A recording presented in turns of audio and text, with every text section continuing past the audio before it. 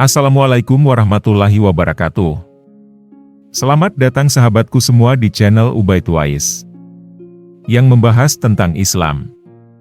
Dan di video kali ini kita akan kembali bahas tentang nama-nama ini dipastikan masuk neraka menurut Al-Quran.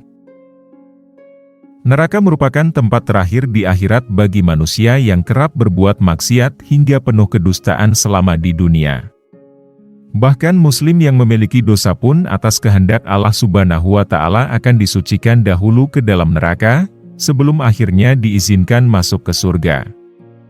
Bukan hanya perihal pahala dan dosa, ternyata ada sejumlah nama hingga golongan yang dipastikan masuk ke neraka.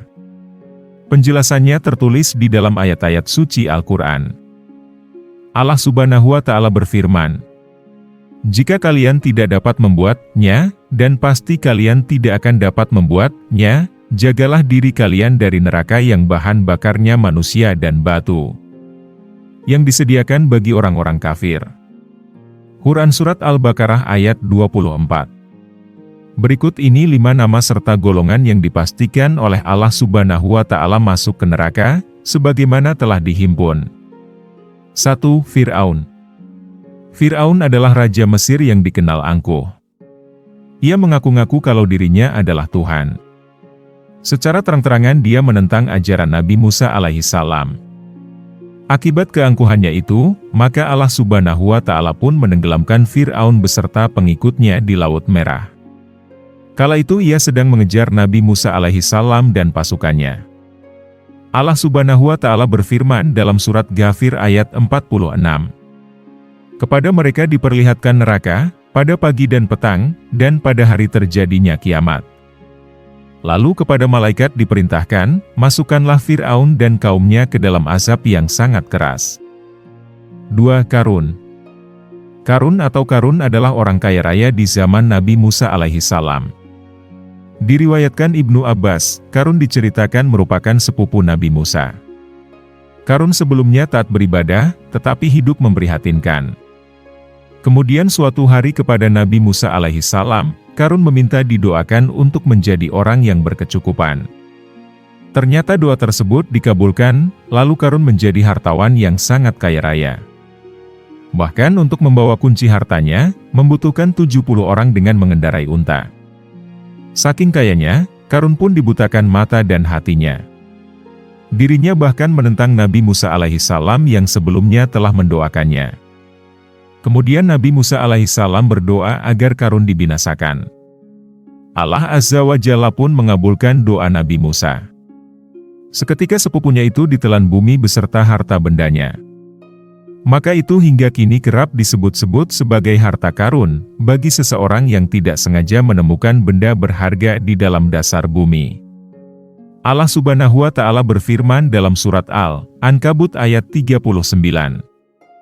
Dan juga Qarun, Fir'aun, dan Haman.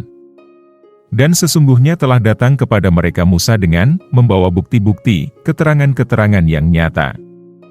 Akan tetapi mereka berlaku sombong di muka bumi, dan tiadalah mereka orang-orang yang luput dari kehancuran itu.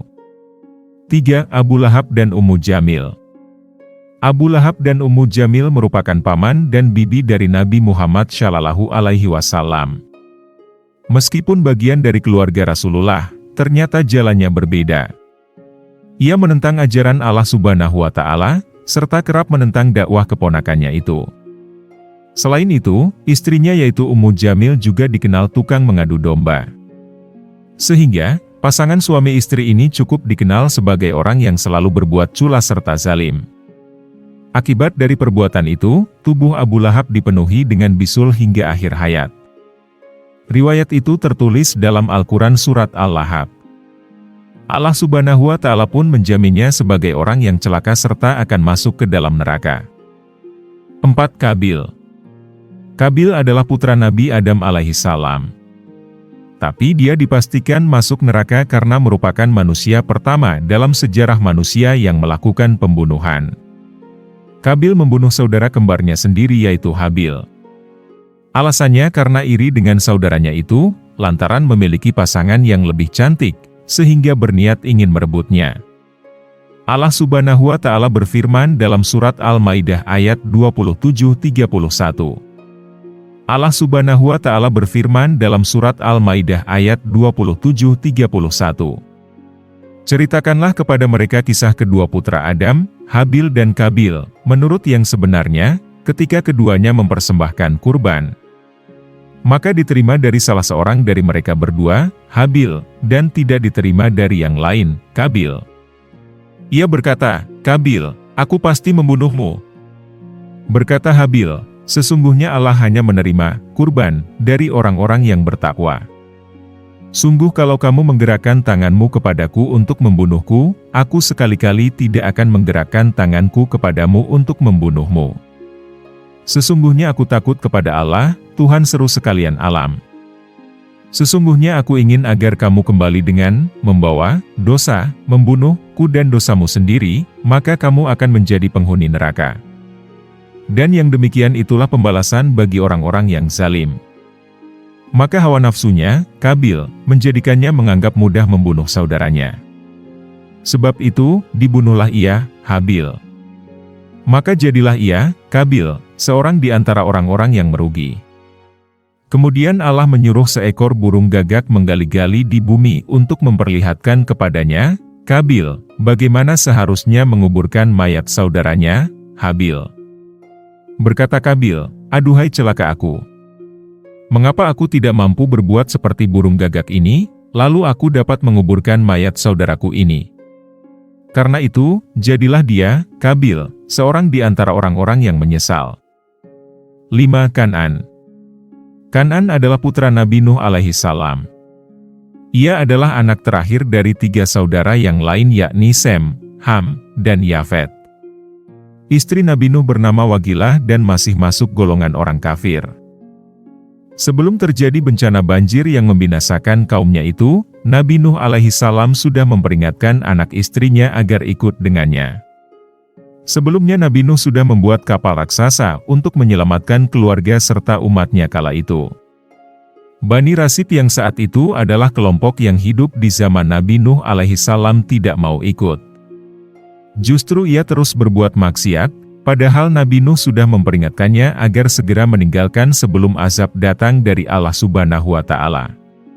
Sayangnya anak bungsunya itu malah memilih ibunya, yakni masuk ke dalam orang-orang kafir. Lalu saat air bah datang, mereka pun tenggelam. Sementara orang-orang yang ikut Nabi Nuh selamat karena naik ke dalam kapal. Allah Subhanahu wa Ta'ala berfirman, "Dan Nuh berkata, Ya Tuhanku, janganlah engkau biarkan seorang pun di antara orang-orang kafir itu tinggal di atas bumi."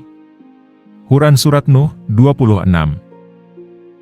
Sekian penjelasan kita pada hari ini. Semoga dengan adanya video kali ini, bisa membuat kalian paham dan mengerti apa yang sudah disampaikan.